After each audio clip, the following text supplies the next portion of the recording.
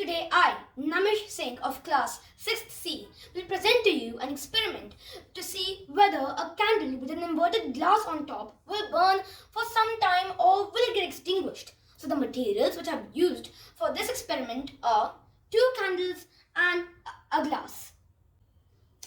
You may have noticed that these candles are not burning. In order to demonstrate you this experiment, I will have to burn these candles. So that without further ado, let us burn them.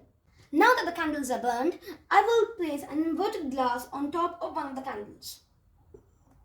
Now let us wait and see if this candle will get extinguished or not.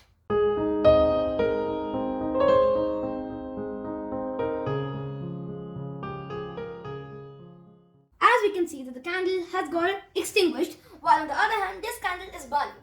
Now let me walk you through the reason why this has happened.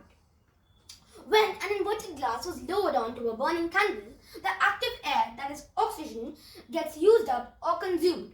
And the remaining gas that is in the inverted glass is N2 or nitrogen, and nitrogen is inactive. The burning candle also gets extinguished because of CO2, which is produced as a result of burning. CO2 is thicker than oxygen and covers the burning candle like a blanket and lowers the temperature of the fuel. Since the contact between the fuel and the oxygen is cut off, the burning candle comes under control.